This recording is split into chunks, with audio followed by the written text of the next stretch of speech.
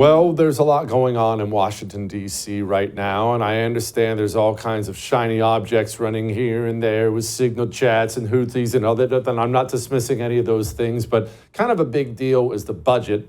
And there's apparently, I was texting with a different senator, not Senator Johnson, last night, and I am not hearing good things about what's coming from D.C. Joining me now, a great senator from the state of Wisconsin, Senator Ron Johnson. Senator, I know you're already speaking out about this. The things I found out last night had me flat out crying in my evening coffee. What's happening? Well, you got to tell me why you're crying in your coffee. I actually think we're making some headway because we've dug our heels in here and let people know our heels are dug in until we have a realistic, a reasonable pre-pandemic spending level and a commitment and a process to achieve it.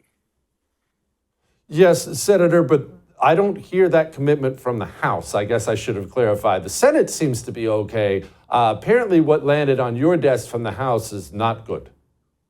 No, and Leader Thune knows full well that he shouldn't even bring that up for a vote because it won't even survive the motion to proceed. And so we had a long conversation. He's fully aware of the options I've laid out. And again, just to simplify this, if you take a previous year's outlays, whether it's Clinton in 98, Obama in 2014, or Trump in 2019, leave Social Security, Medicare, and you can even leave Medicaid alone.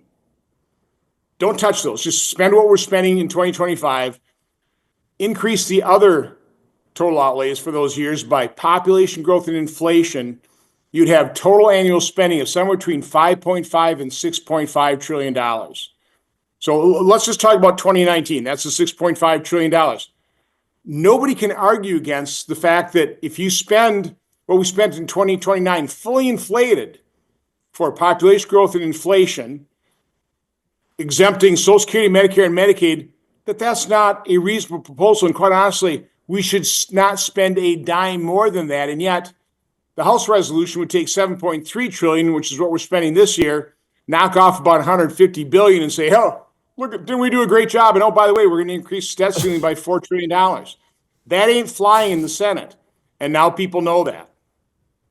Oh, praise God. How does a bill like this, how does the House, which we control, how did they even send something like this to your desk? I was told $1.5 trillion in cuts over 10 years, which of course is the old Washington gimmick that everybody watching understands never actually materializes. Jesse, I come from a manufacturing background, right? You don't have a good product without a good process. We do not have a good process for controlling spending in Washington, D.C. It's obvious. The Budget Act of 74 set up all these insane rules. That hasn't worked.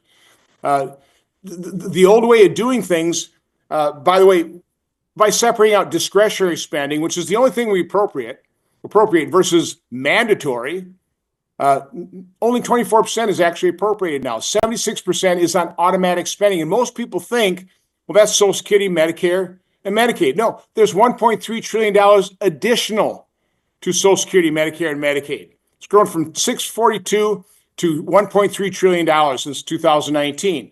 We can do that in reconciliation. So again, I keep hearing these brave members in our conference. Well, we're not serious about cutting spending limits. We're willing to address those entitlements. No, you can literally ignore those, exempt them, and you can be at no more, not a dime more than $6.5 trillion. Personally, I would start with the Clinton budget, which passed 77-22 in the U.S. Senate. 77-22. We have current senators on both sides of the aisle that voted for that, okay? You start there, you're at 5.5, plus up for defense. That happened before 9/11. For vets, you're still no more than $6 trillion, which, by the way, was the Senate budget resolution. That was our aspirational goal in the border security budget resolution that we passed. We should have done that, by the way. We should have broken this down into steps. I think President Trump got sold a bill of goods by the House. Like they can pass this one big, beautiful bill. I think that's a pretty risky bet right there when you understand the complexity of that and how difficult that's going to be to pass. So I would still recommend President Trump abandon that, embrace the Senate, get him his border security. The next step would be just extend the current tax code, take a massive automatic tax increase off the table, which, by the way, is there because we blew it in the Tax Cut and Jobs Act. We allowed these things to automatically expire. We shouldn't do that. Easy fix for that, you just use current policy. There's no score for extending the current tax law. Okay? So again, this place is insane. I come from the private sector. From my standpoint, this is an alternate universe. I can sense your frustration. Senator, since we can't clone you, how do we ensure that future senators, 10 years from now, 20 years from now, how do we ensure that we can get any kind of fiscal sanity? Is there a solution? Is it a balanced budget amendment? Is there any rule you can put into place? Or as long as we send politicians to D.C., they're going to find a way to jack taxpayer money and hand it out to their friends? If you're talking constitutional amendment, I would limit spending to a certain percent of GDP. But right now, the reason I'm pushing this panel, a bicameral, so you have senators, you have House members, you have members of the administration, probably from OMB, sitting on a budget review panel, and you bring up the department heads, the secretaries, the CFOs, and you go line by line, 2,400 lines in the 2025 budget. You go line by line and just have the people explain. So why is this line item, $1 billion higher than 2019 fully inflated for population and inflation?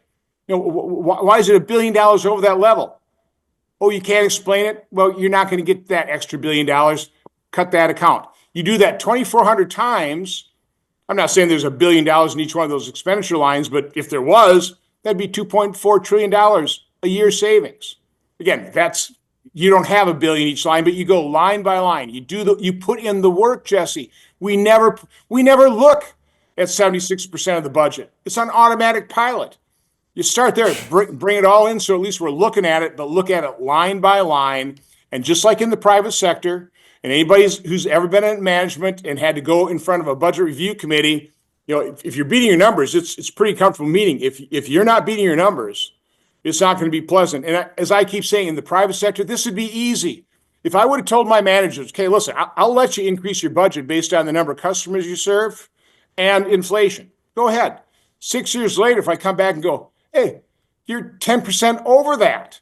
What are you doing? If I don't fire you, I'm going to make sure that you dial back your spending to at least what I directed you to. So again, to me, this is such low-hanging fruit. This is painless, quite honestly, other than the fact you have to go line by line and get these, again, all the departments heads justifying 2,400 lines of expenditures. It's work. It's work. I appreciate you very much and what you're doing, Senator. Thank you. Please keep it up. I would thank you for coming to my YouTube channel, but I know how brilliant it is, and I know you love it here. So subscribe and watch. We're going to start really ramping things up and putting some funny stuff, some interesting stuff out there, some collaborations. Either way, my YouTube channel is officially the place to be. So stick around.